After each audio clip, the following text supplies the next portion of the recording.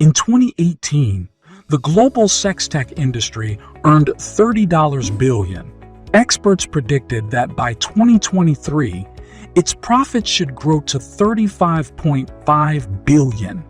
But the coronavirus has warmed up this market, and it has flooded with singles money.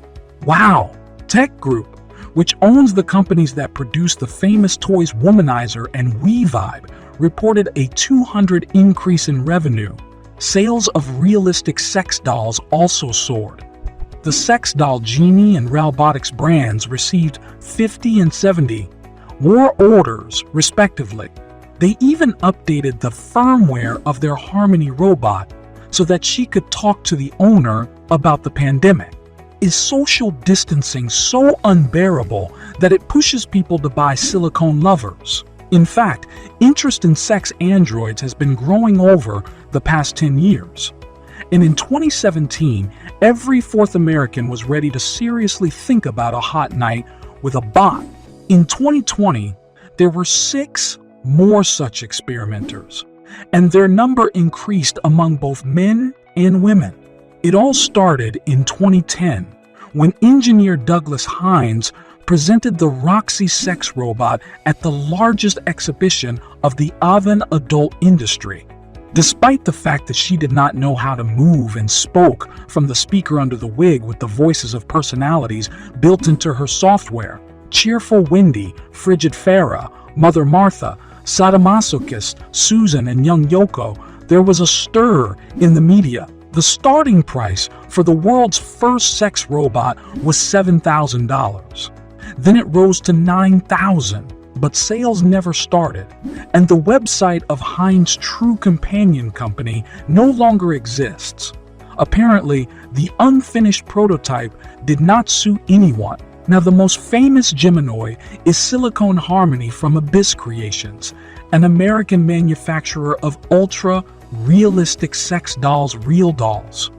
By Christmas 2020, they released version 3.0 with heated skin and a self-moistening removable vagina that can be washed in the dishwasher.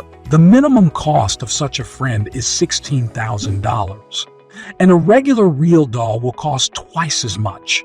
It is understandable. This girl will not coo with you. She will only silently stand in any position that excites you.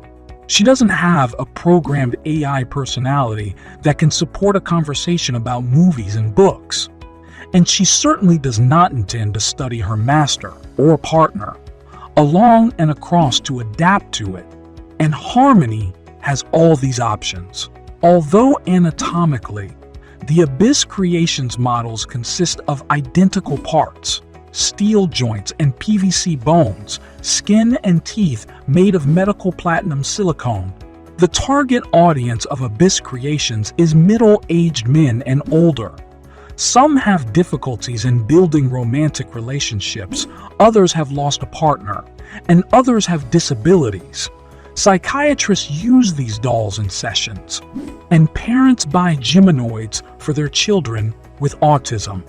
And of course, for people with various fetishes, trouble-free robots also become an outlet. Journalist Jenny Kleiman, in her book Sex Without People, Meat Without Animals, writes that among the company's clients, there are collectors of art objects, truck drivers, and Nobel laureates, and also couples who want to improve their intimate life, lawyers, surgeons, and veterinarians, as well as men with prostate cancer. They have problems with erection, but they really lack the usual hugs.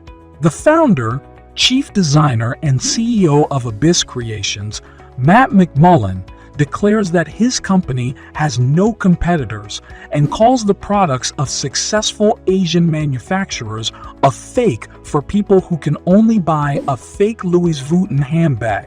However, sales of realistic dolls of the Chinese market leader Doll Suite are 5 times higher than Real Doll, because their production takes only a week and the starting price is twice as low. Doll Suite also has a division developing sex bots. Already now they are releasing an android girl who sings Chinese songs, winks, raises her eyebrows, laughs, moves her arms and torso. And unlike Harmony, she does it all more naturally, because the main focus of Dee's robotics is carefully detailed animatronics, not AI. However, oddly enough, it is the naturalness of movements that sometimes suppresses the sexual attraction of buyers. The development of the sphere of sex bots and the growth of tolerance to them spur entrepreneurs to come up with new formats of interaction with Geminoids. Brothels with dolls are opening all over the world for those who cannot afford a personal silicone love machine. For the first time, such a place appeared in Barcelona. Then the idea was picked up in the USA, Canada, and Russia. Alexandrov does not intend to compete with brothels where men are satisfied with real women. Doll's Hotel is another niche with an emphasis on sex and the charm of novelty, which the bored middle class should appreciate. However, what a dumb pile of synthetics can teach is unclear. Alexandrov does not intend to compete with brothels where men are satisfied with real women. Doll's Hotel is another niche with an emphasis on sex and the charm of novelty, which the bored middle class should appreciate. However, what a dumb pile of synthetics can teach is unclear. In Russia, this business is legal, but in general, sex with dolls and robots for money is a gray area. When they were going to open such a brothel in Houston, the city council forbade having intimate relations with inanimate objects in exchange for payment. In addition, the question arises whether such hotels pose a threat to sex workers. As for the financial side, they may indeed have an obvious competitive advantage. Sex with bots is cheaper, and there is no need to give a percentage to pimps.